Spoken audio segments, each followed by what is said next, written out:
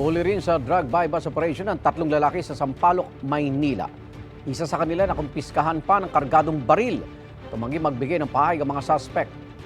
Kaya unang balita, si Jomer Apresto. May baril.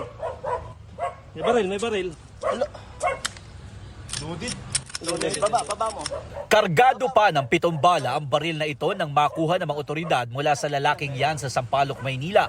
Siya si alias Andrew, main target sa drug buy-bust operation na isinagawa sa Don Quixote, sakop ng barangay 491 noong gabi ng May 2. Ayon sa pulisya, gamit ang 4,500 pesos na budal money, nagawang kumagat sa pain ang suspect. May nagpanggap na pusher buyer, isang operative doon, together with the RCI, nag-transact, na kumagat, yun na, bypass.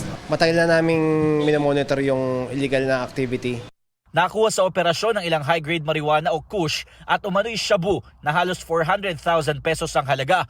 Gayun din ang isang kotse na nagsisilbi raw na pang-transport ng mga illegal na droga. Bukod kay alias Andrew, nahuli rin sa operasyon sina alias Dan na siyang unang nakontak ng informant at si alias Chan na nagsisilbing driver. Dinala sa Sampaloc Police Station ng mga suspect na tumanggi magbigay ng pahayag. No comment po, sir. No comment po. Naharap ang mga suspect sa reklamong paglabag sa Comprehensive Dangerous Drugs Act. Si Elias Andrew, sinampahan din ng reklamong paglabag sa RA 10591 o ang illegal possession of firearms and ammunition na may kaugnayan sa election gun ban. Ito ang unang balita. Jomer Apresto para sa GMA Integrated News. Igan, mauna ka sa mga balita, mag-subscribe na sa GMA Integrated News sa YouTube para sa iba't ibang ulat sa ating bansa.